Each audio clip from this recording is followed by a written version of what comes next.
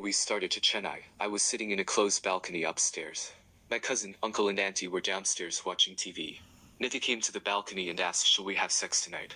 I was tensed and asked how. She said, "Come to the terrace at 1 a.m. I got very tensed and said, "No way. What if someone sees?" We argued for some time and finally she agreed not to do it that night in the terrace. She said, "Fine, not tonight, but I want to see your dick now." I got really heated up and said, "Not now." But she convinced me by saying those three will not get out of TV for the next half an hour.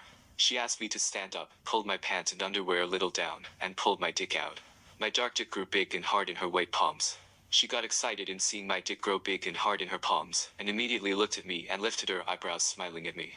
She started shaking my dick for some time, and suddenly we heard someone coming up the stairs, and she dropped my dick, and I put my pants on. It was my cousin and I somehow managed to hide my dick inside my pant, till it got smaller and softer. About 8 days passed by, and my work got completed. It was a Friday evening. I returned from my office. We were starting to Chennai the next evening. As I came back from my office, people at home were down watching TV. Nitya called me and asked if I would be able to accompany her to a nearby shop. I readily agreed and both of us went to the shop.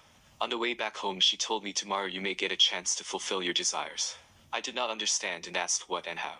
She said we got tickets in a two-berth first-class AC cabin, where no one else would be there with us inside the closed cabin for the entire night.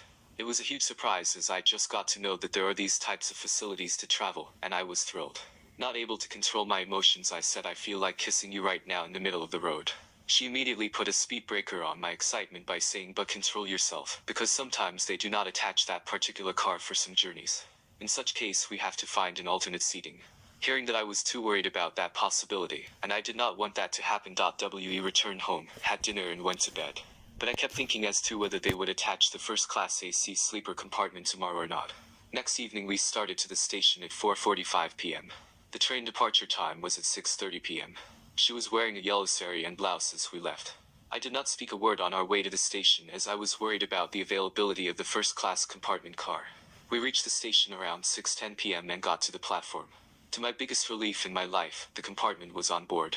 We got into the train and in our cabin I found a lower and upper berth on one side, and a wash basin at one end, and a toilet at the other end on the other side, with a small wooden shelf in the middle containing pillows and bed sheets, and some free walking space in between. In a few minutes the train started the journey. My cousin greeted us and got out of the train.